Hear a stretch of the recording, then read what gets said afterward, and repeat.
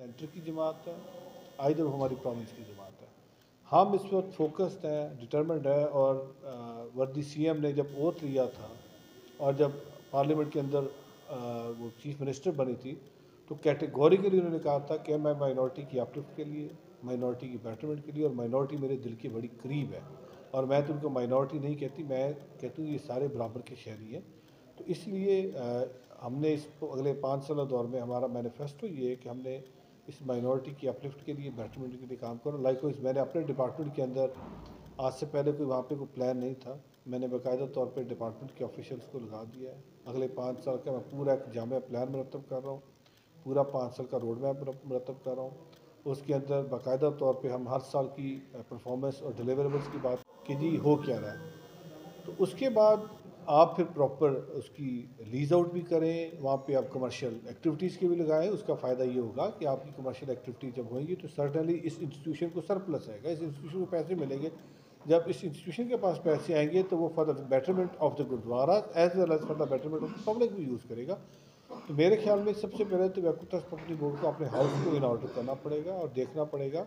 कि हमारी जो ज़मीनें हैं, बहुत ज़्यादा इस पर डिबेट चल रही है कि बहुत सारी ज़मीनें ऐसी ओने पाने दामों लीज आउट हुई हैं, बहुत सारी कमर्शियल प्रॉपर्टीज ऐसी ओने पाने दामों लीज आउट हुई हैं। तो वो फिर मेरा ख्याल बोर्ड देखेगा। बट मैं आपको रेस्ट एश्योर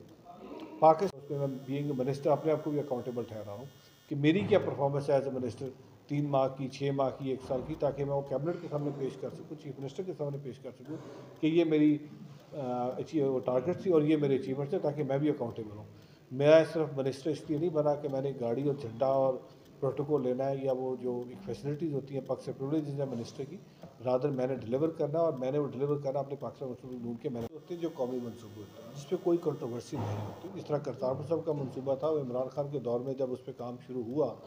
ऑल्दो वो जो एफर्ट थी, जो इनिशिएटिव था, वो मियाँ नवाज शरीफ साहब का था। 2013 में जब सिख रिप्रेजेंटेशन आई थी पार्लियामेंट के अंदर, उसके पीछे मियाँ नवाज शरीफ साहब का विजन था कि एक सिख कम्युनिटी का रिप्रेजेंटेटिव जब पार्लियामेंट के अंदर होगा तो वो कंट्रीब्यूट करेगा टूवर्ड्स करतारपुर कॉरिडोर, और हम करतारपुर साहब बनाएंगे, और वो करतारपुर साहब के लिए एक इंस्ट्रूमेंटल होगा।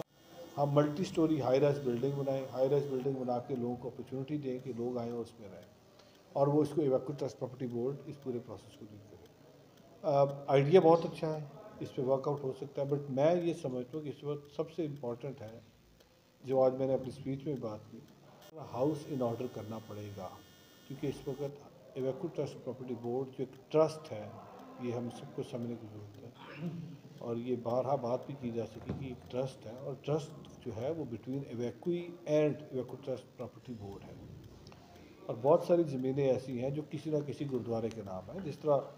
ननकाना साहब का ये जो गुरुद्वारा जहाँ पे हम बैठे हुए हैं, 750 मरबा ज़मीन तो इसी गुरुकर के नाम है।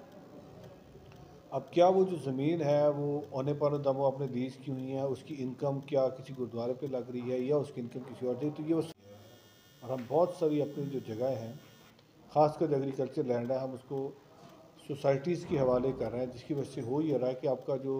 फूड सिक्योरिटी का इशू है पर्टिकुलरली इन पाकिस्तान, वो इंक्रीज़ करते जा रहा है। एक टाइम था जब फूड, ख़ासकर हम वीट में हम सफिशेंट थे, हमें कभी वीट इंपोर्ट नहीं करना पड़ती थी, हम वीट एक्सपोर्ट कंट्री थे। फिर ग्रेजुअली हुआ ये कि हम वीट इनसफिशेंट हुए और अब हम वीट इंपोर्ट करते हैं। तो सिद्दीकुल फारूक साहब का कहना यह था कि हम नारो, क्योंकि इस ननकाना साहब के अंदर हमारे पास अच्छी खासी ज़मीन है, और हम वहाँ पे रादर के हम एक ऐसी ग्रोथ में जाएं